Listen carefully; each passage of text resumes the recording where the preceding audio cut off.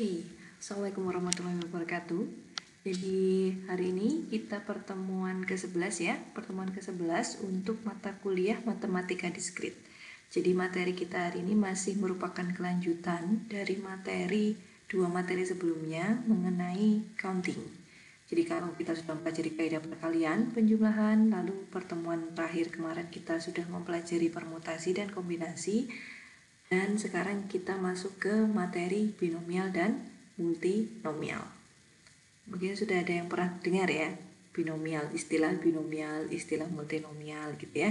Jadi kalau binomial bi itu 2, sedangkan kalau multi berarti lebih dari 2 gitu ya. Jadi hitungannya 3 ke atas gitu. Tapi masih diskrit ya, yang kita bicarakan masih objeknya berupa objek diskrit. Nah, binomial di sini itu mirip dengan mungkin kalau di statistik atau di teori peluang pernah belajar distribusi binomial. Nah itu nanti salah satu idenya juga dari ini sih, konsep binomial itu. Oke, langsung kita masuk ke materinya ya. Nah, dari pertemuan kemarin yang terakhir itu saya berikan pertanyaan untuk menimbulkan rasa keingintahuan kalian gitu. Jadi semisal saya punya pertanyaan seperti ini, berapa kemungkinan solusi untuk bilangan bulat positif XI-nya kita bilangan bulat positif ya, artinya boleh positif. Oke, positif berarti tidak boleh 0. Jadi dia mulai dari 1, 2, 3 dan seterusnya. Kalau saya mau mencari tahu X1 ditambah X2 ditambah X3 sama dengan 9. Jadi 9 itu sebenarnya penjumlahan dari 3 bilangan bulat positif berapa saja gitu. Kombinasi berapa saja yang bisa menghasilkan 9 gitu ya. Dengan ketentuan bahwa XI-nya atau bilangan-bilangannya tidak boleh 0 dan tidak boleh negatif. Jadi kalau kemungkinannya hanya positif dan tidak boleh 0, berarti ada berapa kombinasi. Nah ini minggu lalu di pertemuan ke-10 kalian bisa lihat lagi video saya yang pertemuan ke-10. Saya mencontohkan 9 itu penjumlahan dari 1 ditambah 1 ditambah 7. Bisa juga 1 ditambah 7 ditambah 1. Bisa juga 7 ditambah 1 ditambah 1. Atau 3 ditambah 3 ditambah 3. Atau 2 ditambah 2 ditambah 5 dan seterusnya. Gitu ya. Jadi kalau kita jabarkan dari pertemuan kemarin ya, kita bisa dapatkan kalau dengan konsep permutasi dengan perulangan, kita bisa tuliskan banyak kemungkinannya. Jadi jumlah 3 bilangan positifnya 1 ditambah 1 ditambah 7. Nah kalau ini kemungkinannya untuk urutannya diubah-ubah berarti permutasi 3 ya. Jadi 3 faktorial dibagi 2 faktorial per 1 faktorial, karena satunya berulang 2 kali, 7-nya hanya muncul sekali. Jadi bisa pakai permutasi dengan perulangan. Berarti banyaknya kombinasi 9 sebagai penjumlahan angka 1, 1 dan 7 atau 2 angka 1 dan 1 angka 7 itu ada 3 kemungkinan. Jadi bisa 117, bisa 171, bisa 711. Lalu kemudian ada kemungkinan berapa lagi? Bisa 1, 2, 6. Betul ya? 1, 2, 6 ini beda semua ya. Jadi ini permutasi 3 diambil 3 atau 3 faktorial. Jadi ada 6 kemungkinan. Lalu ada 1 ditambah 3 ditambah 5, itu ada 6 kemungkinan urutan. 1 ditambah 4 ditambah 4, 3 kemungkinan urutan. 2 ditambah 2 ditambah 5, 3 kemungkinan urutan.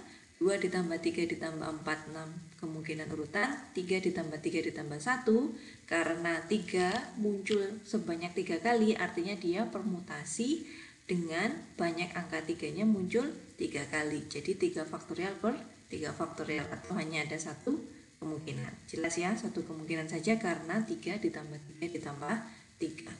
Jadi kalau kita jumlahkan, berapa total kemungkinannya? Total kemungkinannya ada 28. Oke ya. Ada tidak Bu cara lain? Saya kok kalau menuliskan satu per satu dengan seperti ini itu kurang teliti atau kurang teliti, kurang telaten gitu ya, takutnya ada yang kelewatan gitu. Bagaimana kita bisa ngecek bahwa ini juga benar? Oke, kita bisa pakai metode lain. Apakah metodenya itu?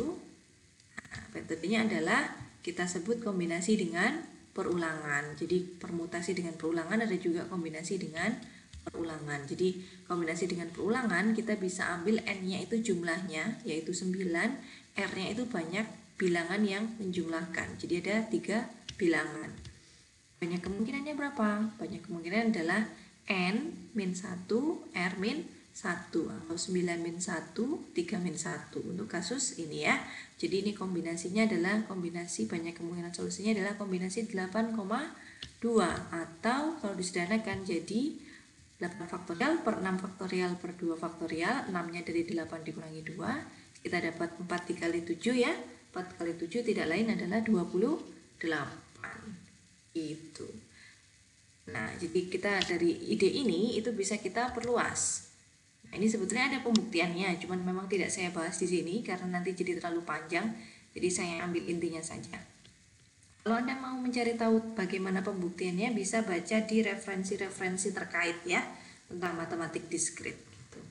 Karena di sini yang lebih kita tekankan adalah bagaimana cara menggunakan konsep yang ada ke masalah yang ada gitu. Jadi bukan tidak sampai kepada pembuktian yang terlalu detail. Untuk pembuktian yang terlalu detail dan terlalu sulit untuk level S1 akan saya lewati di sini ya.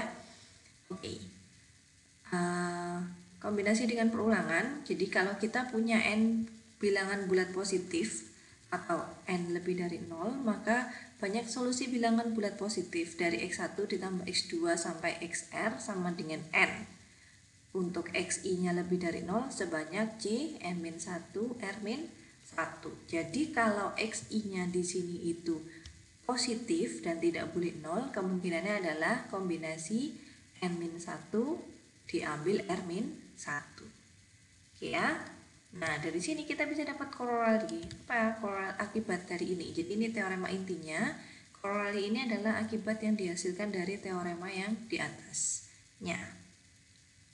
Jadi kalau saya punya n bilangan bulat positif dengan n-nya lebih dari 0 ya, banyak solusi bilangan bulat non negatif, ini kurang bilangan bulat non negatif ketika y1 ditambah y2 sampai yr sama dengan n, dengan kondisi, hati-hati di sini dilihat bahwa kondisinya yi-nya lebih dari sama dengan 0. Jadi yi-nya boleh sama dengan 0. Ketika y-nya boleh sama dengan 0, kombinasinya harusnya makin banyak atau makin sedikit? Harusnya makin banyak ya, karena ada 0 yang bisa masuk ke situ. Jadi kombinasinya berubah sedikit, ada n plus r. Jadi untuk di depannya banyak objeknya, jadi bertambah sebanyak r. Ya, karena ada r posisi untuk 0-nya gitu ya. Jadi ada n plus r min 1 diambil r min 1 objek. Oke, sampai sini jelas ya. Jadi yang perlu di highlight untuk kombinasi dengan perulangan, ketika xi-nya itu positif dan tidak sama dengan 0, maka dia banyak kemungkinannya kombinasi n-1 diambil r-1. Kalau boleh sama dengan 0 berarti ditambah r, banyak objeknya. Jadi kombinasi n plus r-1 diambil r-1. Gitu ya. Oke, coba kita lihat contoh soalnya. Seperti apa contoh soalnya? Oke. Pada persamaan x1 tambah x2 tambah x3 tambah x4 sama dengan 12, xi adalah bilangan bulat non negatif. Berapa jumlah kemungkinan solusinya? Berarti dari sini kita bisa punya n-nya 12, r-nya 4 ya. Karena xi-nya adalah bulat non negatif, artinya 0 masuk. Artinya xi-nya lebih dari sama dengan 0. Berarti kita gunakan yang teoremanya atau korelasinya. Berarti kita pakai korelasinya ya. Jadi banyak solusinya adalah kombinasi n plus r min 1 diambil r min 1. Jadi ini kombinasi 15 diambil 3.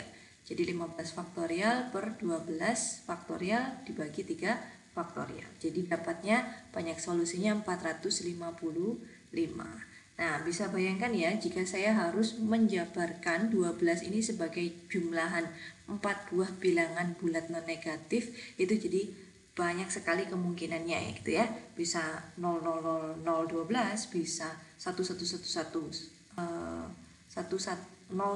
0001, bisa 001 ya, 0000 bisa, 00012, 00111, 00210 dan seterusnya. Bisa sampai 4440 gitu ya. Jadi kemungkinan untuk terjadinya error ketika kita melakukan perhitungan untuk mencari kemungkinan solusinya menggunakan permutasi dengan perulangan itu lebih tinggi, karena semakin banyak yang harus kita tuliskan gitu ya, kombinasinya satu persatu. Jadi lebih memudahkan jika menggunakan kombinasi dengan perulangan. Nah, ini akan sangat membantu kalau misalkan yang dicari pada persamaan X1, X2 sampai X4 sama dengannya di sini N-nya lebih besar lagi, N-nya 100. Nah, bayangkanlah. Jadi berapa banyak yang harus kalian tuliskan untuk bisa mendapatkan banyak solusinya ya. Jadi kombinasi dengan perulangan ini cukup sangat membantu untuk perhitungan itu.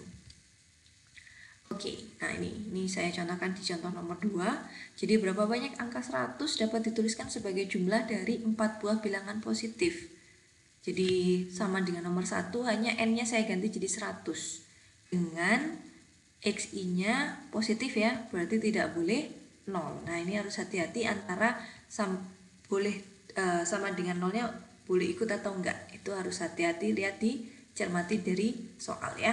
Jadi dari soal nomor 2 kita tahu N-nya 100, R-nya 4, XI-nya lebih dari 0, artinya kita gunakan teoremanya ya. Jadi kombinasi N min 1 diambil R min 1. Jadi kita punya kombinasi 11 diambil 3, atau 11 faktorial per 8 faktorial per 3 faktorial dihitung jadi 165. Ya, itu ya. Kok nilainya jadi lebih sedikit daripada nomor 1? Ya, hati-hati ya. Di sini kalau yang nomor 1 itu XI-nya lebih dari sama dengan 0. Sedangkan untuk yang nomor 2 XI-nya hanya lebih dari 0. Jadi 0 tidak boleh ikut. Kalau kalian mencari untuk XI, kalian bisa coba sendiri hitung-hitung. Kalau untuk XI yang lebih dari sama dengan 0, maka hasilnya untuk nomor 2 harusnya lebih banyak dibandingkan yang nomor 1 gitu ya. Ketika N-nya 100 harusnya banyak kemungkinan solusinya lebih banyak dibandingkan N-nya 12 gitu ya. Oke. Nah, ini salah satu aplikasi soal yang tidak eksplisit menyatakan pakai formula. Misalkan saya punya terdapat 5 orang dalam sebuah liftnya itu bukan memiliki 8 lantai ya. Terdapat 5 orang dalam sebuah liftnya itu terdapat di gedungnya ada 8 lantai gitu. Nah, berapa banyak mereka dapat memilih lantai untuk keluar lift? Tentunya ini dengan asumsi bahwa orangnya itu semuanya berangkat dari basement gitu ya.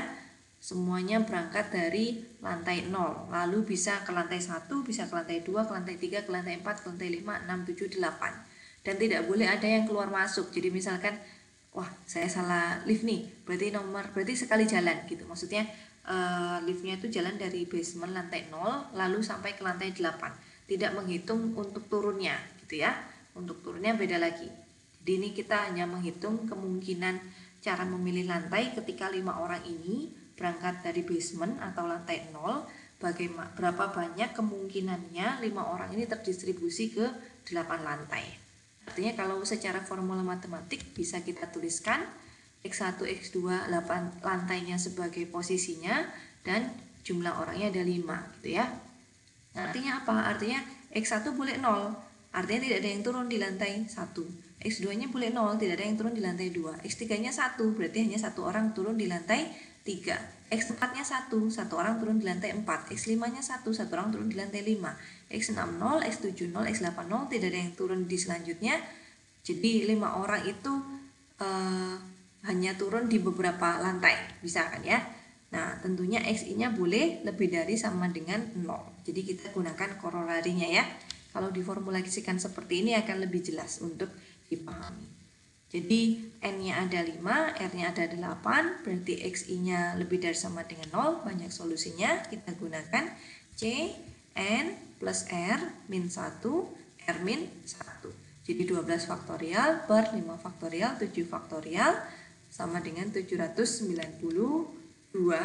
kemungkinan cara. Gitu. Oke, bisa dipahami ya sampai sini. Selanjutnya, contoh soal lagi. Jadi kita memang akan banyak mempelajari contoh soal, karena dengan contoh soal tuh kalian dapat feeling, dapat ide, dapat oke, jadi kalau ini saya kayaknya harus pakai ini gitu ya.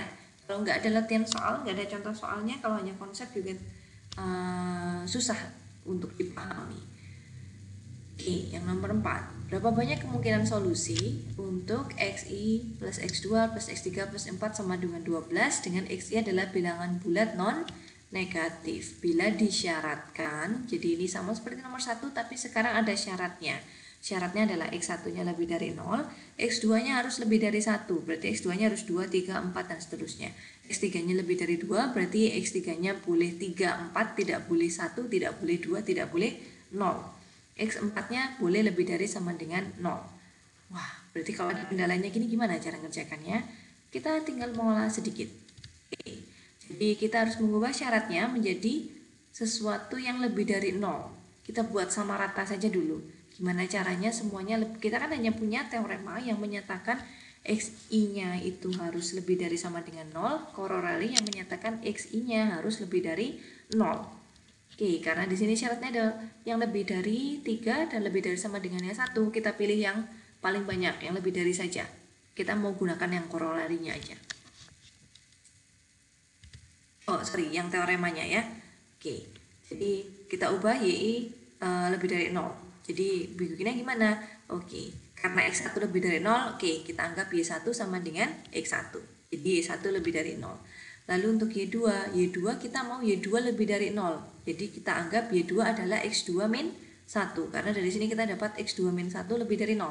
Jadi Y2-nya lebih dari 0. Jadi Y2 adalah X2 min 1. Begitu juga dengan Y3. Y3 kita anggap X3 min 2, sehingga Y3 pasti lebih dari 0 dari syaratnya. Dan Y4 sama dengan X4 lebih dari 0. Nah, ini kan sebenarnya untuk X4 ada yang sama dengan 0 ya. Yang sama dengan 0 kita lihat nanti. Kita bahas selanjutnya. Kita lihat ketika X4 lebih dari 0. Nah, artinya dari kondisi ini semua jelas bahwa Y1, Y2, Y3, Y4 lebih dari 0.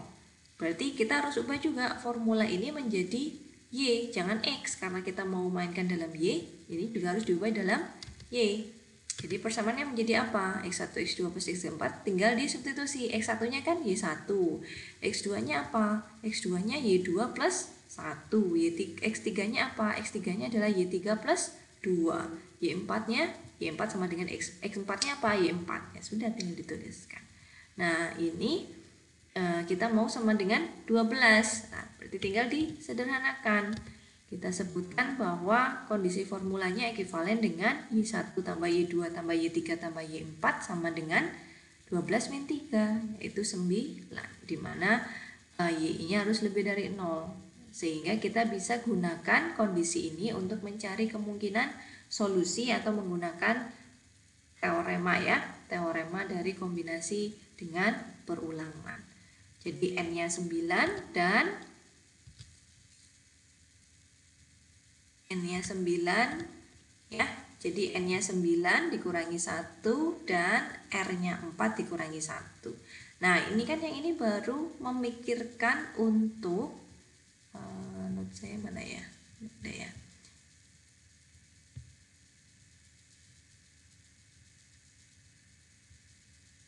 Ya. Jadi yang di sini ini untuk memikirkan ketika X4-nya lebih dari 0. Kita belum memperhitungkan ketika X4-nya sama dengan 0. Nah, ketika X4 sama dengan 0, karena X4 sama dengan Y4, maka Y4-nya juga 0. Substitusikan ke sini. Y4-nya 0, berarti kita tinggal punya Y1, Y2, Y3-nya sama dengan 9. Di mana Y-nya lebih dari 0. Artinya kita punya dua formula untuk kondisi yang ekuivalen dengan kondisi ini.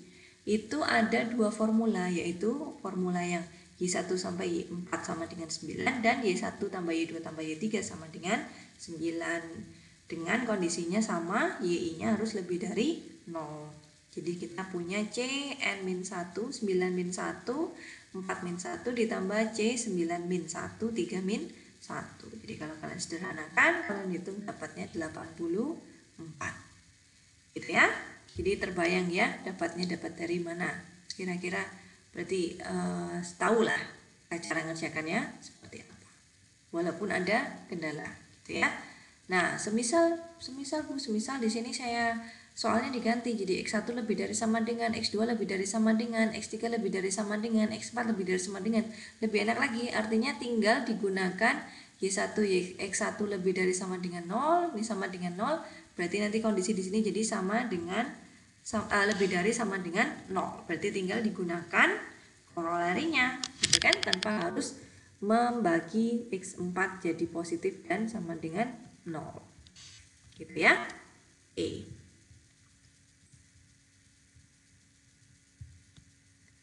Nah, selanjutnya misalkan ini contoh soal yang aplikasi ya, aplikasi yang bisa diterapkan gitu. Misalkan ada 20 buah apel, ada 15 buah jeruk, ada 5 orang anak yang mau dibagi buah-buah ini gitu. Tiap anak mendapatkan minimal 1 buah apel dan jeruk. Berapa jumlah cara pembagian yang dapat dilakukan? Jadi minimal mereka dapat satu-satu gitu, biar adil atau rata. Apelnya kasih 1, jeruknya dikasih 1. Nah, karena jumlahnya kan nggak pas ya. Jadi kalau 20 dibagi 5 anak, kalau mau diratakan saya dikasih 4 apel, 3 jeruk masing-masing. Tapi bisa jadi mungkin ada anak yang dewasa, ada anak yang lebih kecil, ada yang bayi gitu ya. Kalau bayi jangan dikasih, ya bisa lah dikasih. Misalkan ada yang kecil sekali, ada yang SD, ada yang SMP, ada yang SMA. Nah, bisa jadi atau ada yang kurus, ada yang gemuk gitu ya. Nah, yang gemuk itu biasanya biasanya yang gemuk itu kan diasumsikan makannya banyak gitu ya, suka makan. Mungkin yang gemuk butuh buah lebih gitu ya. Sedangkan yang kurus diasumsikan tidak makan banyak gitu ya. Padahal biasanya realitanya lebih banyak. Kadang ada juga orang kurus yang makannya banyak ya gitu ya. Jadi ya asumsi lah, kita kembalikan lagi ke asumsi. Oke, jadi dianggap bahwa dibagikannya tidak rata, tapi bisa berbeda-beda. Boleh berbeda-beda, boleh rata, boleh berbeda-beda. Berarti berapa jumlah cara pembagian dapat dilakukan dengan kondisi minimal dapat 1 buah apel dan 1 buah jeruk. Berarti kita punyanya ada 2 kondisi ya. Kondisi misalkan X-nya ini sebagai apel yang dibagikan ke anak 1, X2-nya apel yang dibagikan ke anak 2, X3-nya apel yang dibagikan ke anak 3, X4-nya apel yang dibagikan ke anak 4, X5-nya apel yang dibagikan ke anak 5 gitu. Nah, lalu ada jeruk dibagikan ke anak 1, ke anak 2, ke anak 3, ke 4, ke 5. Jadi jumlahnya ada 15, jadinya ada 20. Nah, di sini kan disebut bahwa minimal dapat 1. Artinya nggak dikasih gitu ya. Sehingga X1 dan Y1-nya harus lebih dari 0, tidak boleh 0 ya. Jadi banyak cara membagi minimal 1 apel atau jeruk.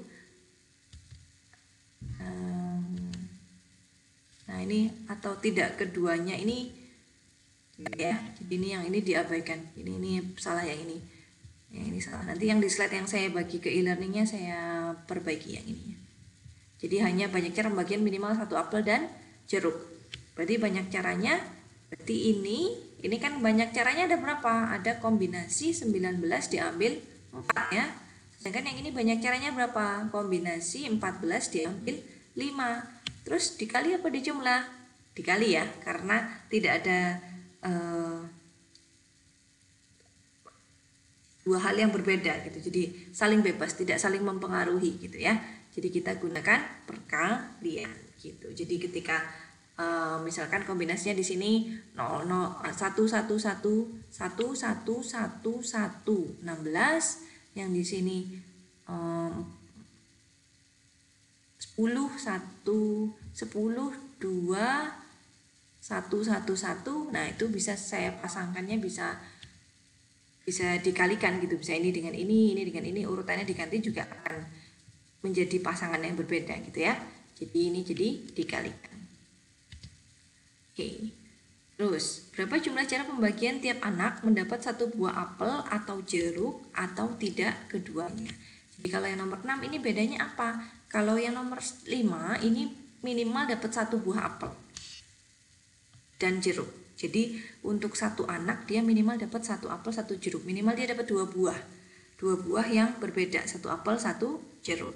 Sedangkan yang nomor 6 itu mendapat 1 apel saja atau 1 jeruk saja atau tidak keduanya gitu. Jadi bisa juga nggak dapat keduanya gitu ya. Nah, jadi bedanya apa? Bedanya kalau yang nomor 6 ini XI-nya lebih dari sama dengan 0. Yang ini Y-nya juga lebih dari sama dengan 0 gitu ya. Di banyak cara pembagiannya gimana? Berarti tinggal gunakan yang teorema atau corollary. Berarti gunakan yang teorema ya, corollary-nya ya. Kombinasi dengan perulangan yang membolehkan 0 untuk ikut.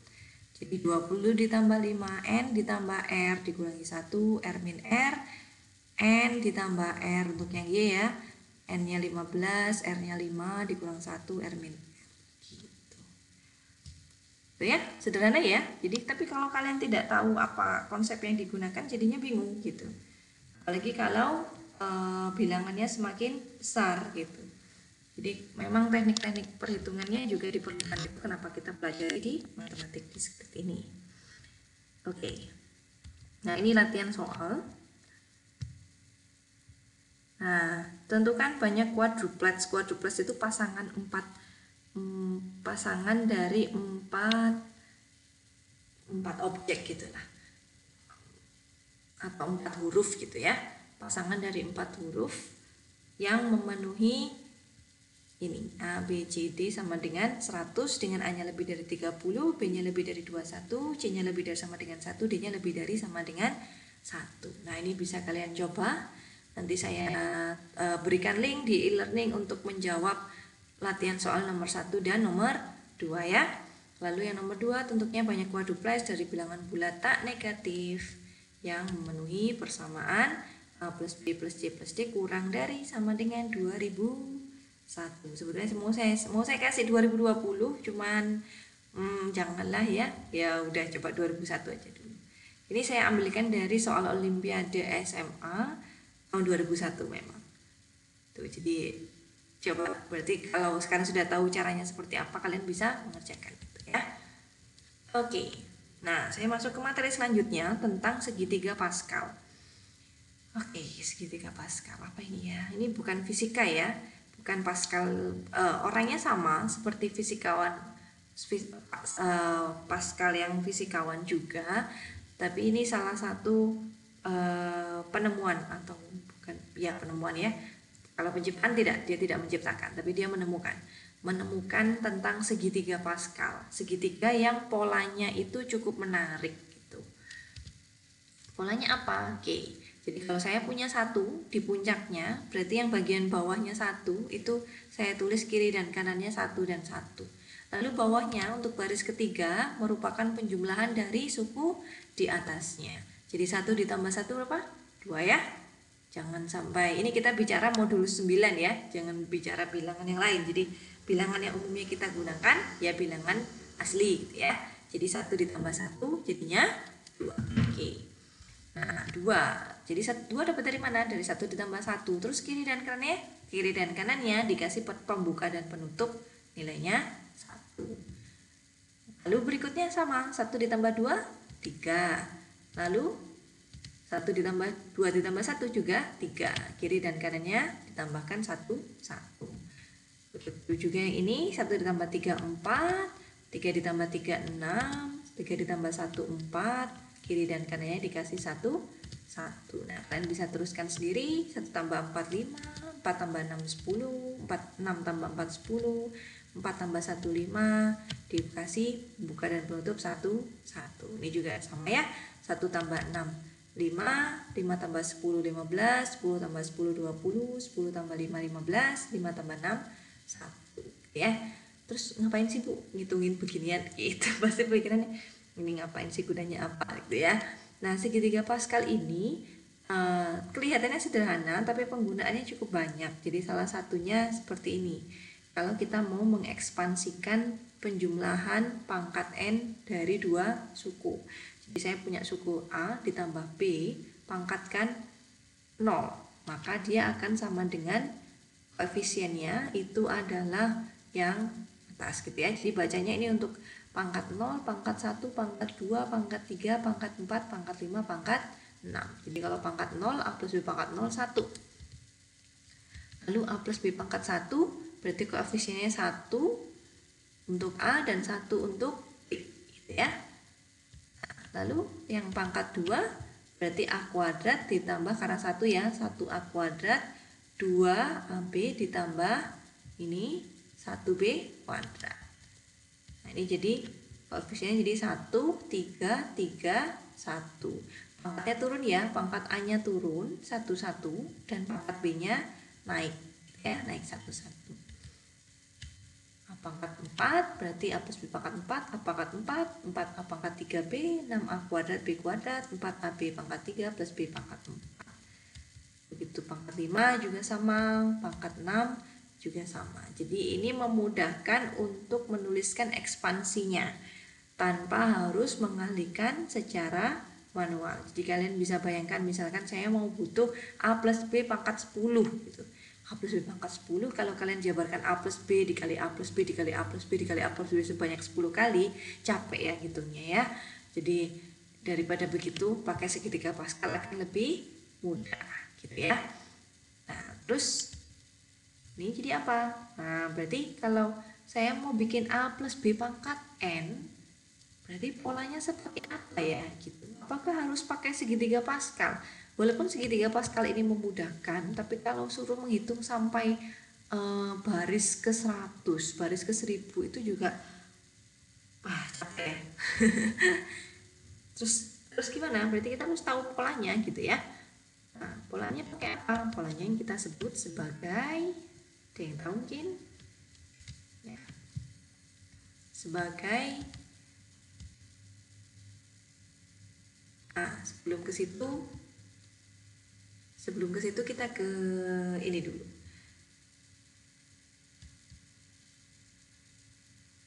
Ini saya kembali lagi aja nanti.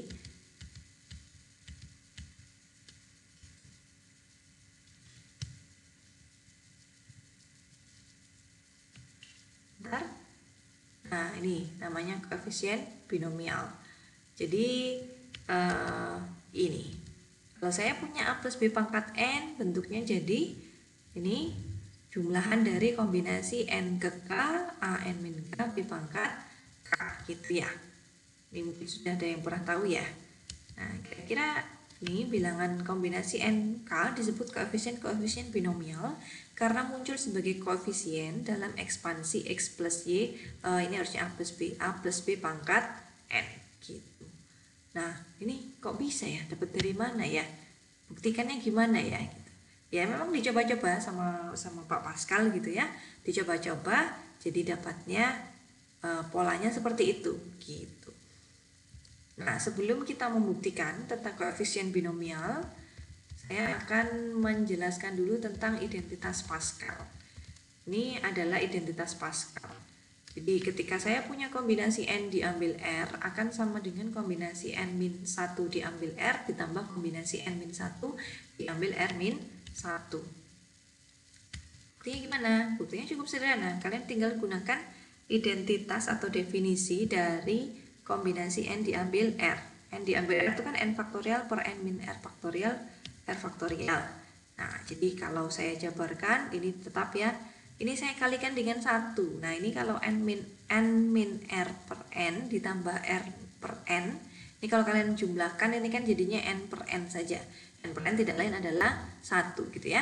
Jadi dikali 1 kan sama saja dengan dirinya sendiri. Nah satunya saya pecah di N min R per N ditambah R per N. Sehingga diperoleh, kalau ini saya kalikan 1 per 1 sukunya, jadi N faktorial N min R faktorial dikali N min R per N, ya ini dikalikan R per N. Sehingga diperoleh, nah ini kan N min R, ini kan dicoret ya, N min R nya dicoret, berarti dia mundur ke belakang 1 ya, 1 suku ya, jadi N min R plus 1. Ininya N faktorial dibagi N, berarti tinggal N min 1 faktorial. Sedangkan yang ini saya punya R, berarti R nya di sini menjadi R min 1 faktorial. Sedangkan N dibagi dengan N faktorial dibagi dengan N, tinggal N min 1 faktorial. Jadi kalau ditulis ulang atau dirapikan bentuknya jadi seperti ini. Jadi saya punya N min 1 faktorial, N min 1 min R, karena min R min dari R plus 1 jadi min 1 min R gitu ya, dapatlah ini, atau ini ditulis sebagai C kombinasi N-1 diambil R ditambah kombinasi N-1 diambil R-1. Kita sebut sebagai identitas Pascal. Oke. Nah, ini adalah koefisien binomial yang tadi ya. Nah, jadi koefisien teorema binomial menyatakan bahwa ketika A plus B pangkat N itu bisa diekspansikan sebagai jumlahan dari kombinasi N diambil K untuk A pangkat N min K, B pangkat K, gitu ya. Lalu kita akan buktikan. Ya, ini buktinya.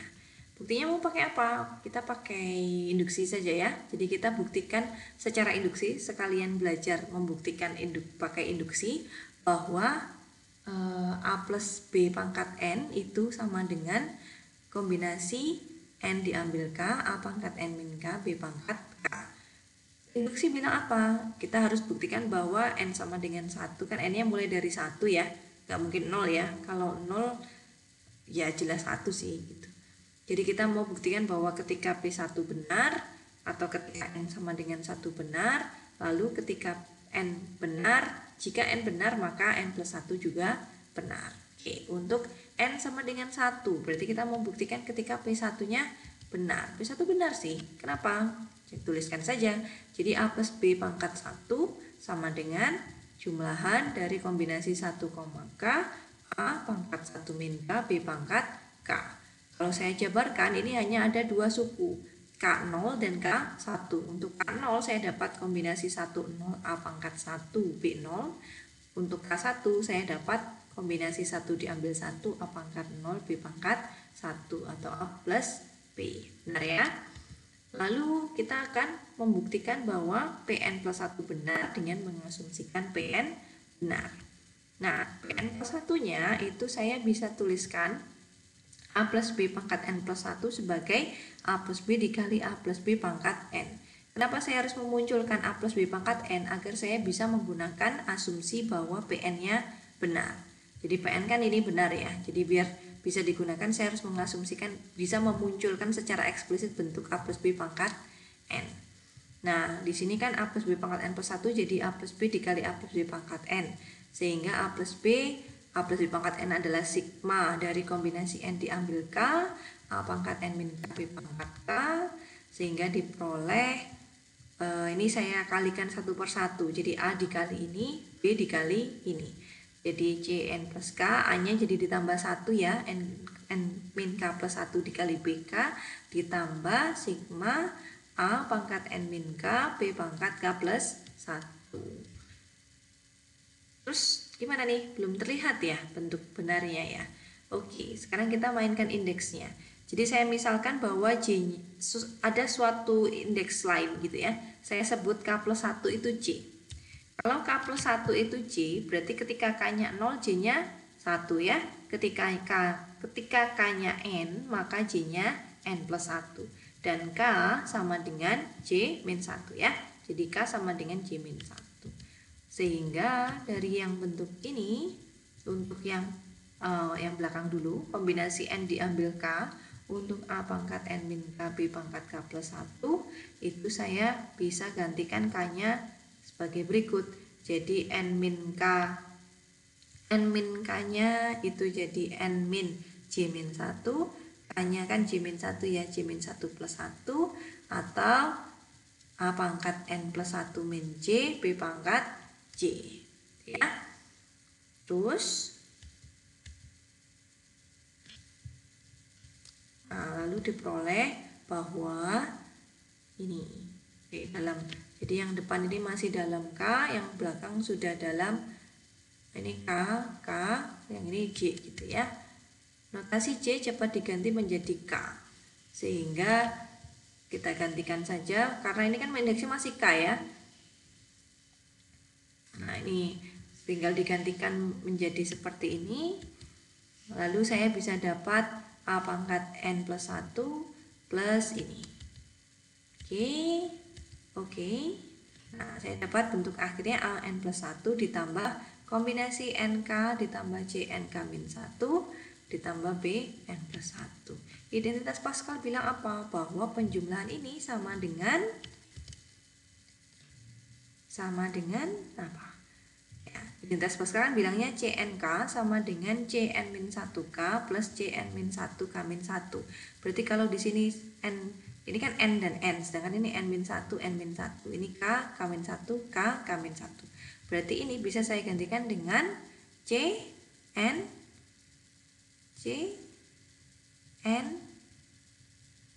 plus 1 ya. CN plus 1, nah, jadi bisa saya dapat ini jadi CN plus 1, K. Sehingga ini kalau dituliskan secara lengkap adalah jumlahan CN plus 1, K, A pangkat N plus 1 min K, B pangkat K. Jadi terbukti ya. Oke.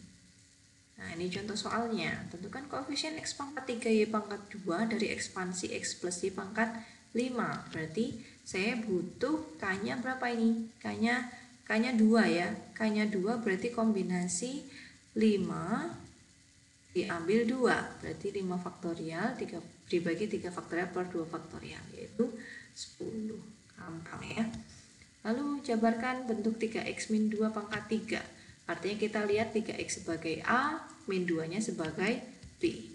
Nah, kalau dijabarkan berarti diambil 3 diambil 0, 3X pangkat 3, 2 pangkat 0, 3 diambil 1, 3X pangkat 2, 2 pangkat 1, kombinasi 3 diambil 2, 3 pangkat X, 2 pangkat 2, ditambah 3 kombinasi 3, 3X pangkat 0, 2 pangkat 3.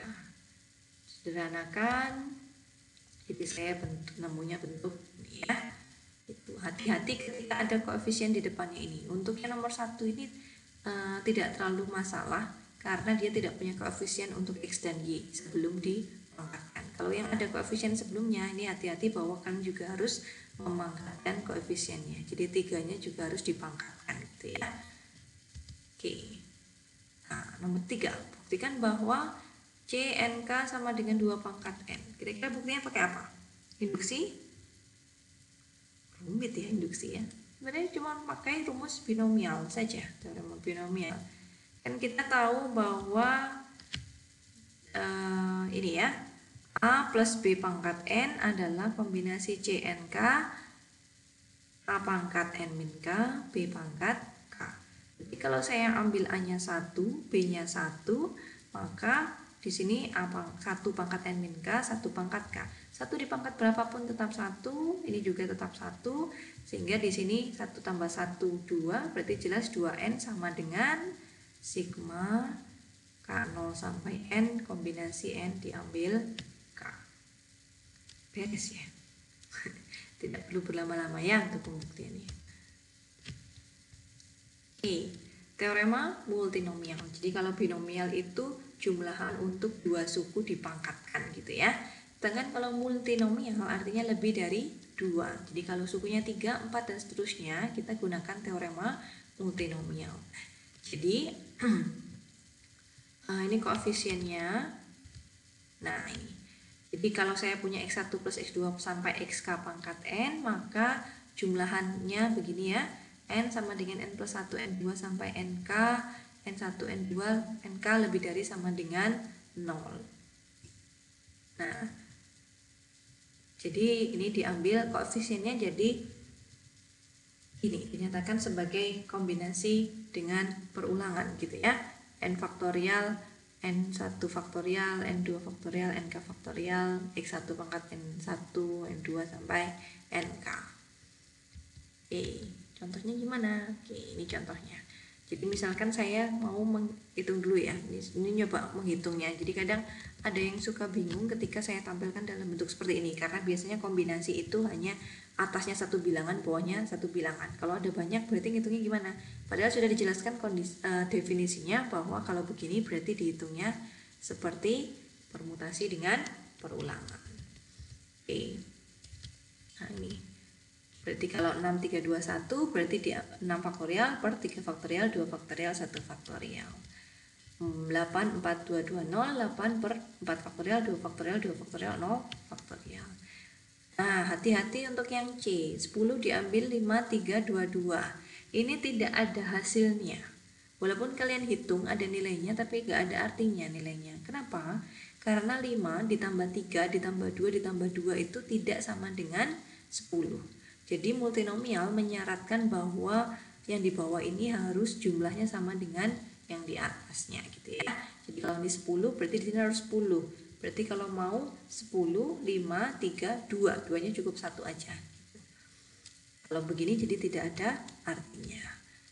Oke. Lalu penerapan soalnya, misalkan koefisien dari suku x kuadrat y pangkat 3 z pangkat 3 pada x plus 2y plus z pangkat 8.